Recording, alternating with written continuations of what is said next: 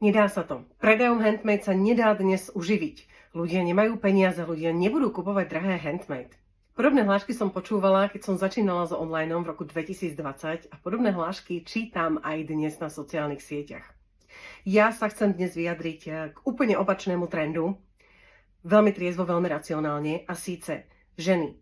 Zamyslite sa prosím, čo sa stane vo chvíli, keď začnete veriť tomu, že vaše handmade je pravdepodobne tiež niekde na konci svojej cesty.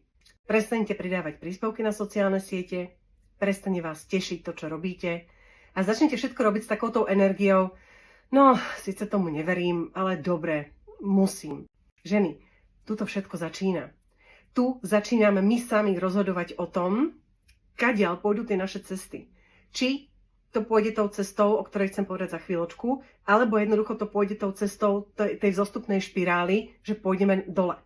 S rešpektom a úctou voči všetkým handmade tvorcom. Ja viem, že mnohé handmade čikulky sú mamičky, majú na starosti deti, majú na starosti domácnosť. Často chodievajú ešte do zamestnania, ozaj klobúk dolu.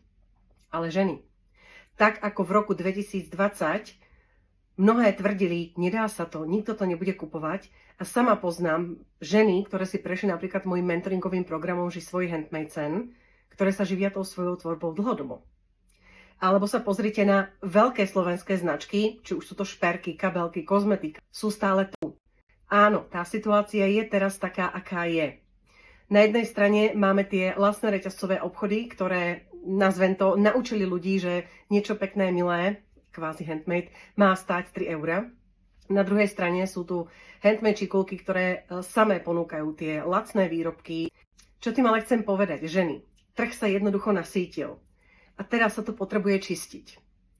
Otázka na vás je, veríte svojmu handmade, svojej tvorbe natoľko, že viete, že majú vaše výrobky úžitok pre zákazníka a chcete vašu tvorbu robiť aj naďalej?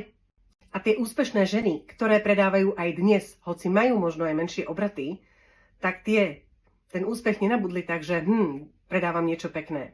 Ale je za tým systém. Je za tým systém krokov, ktoré tie ženy absolvovali. Týmto videom som vás chcela troška povzbudiť a posmeliť. Nenechajte sa stiahnuť tým, čo je všade naokolo vás. Vždy, a pozrite sa aj do histórie, úspešní ľudia si kládli jednu otázku. Ako sa niečo dá? Ako to môžem spraviť inak?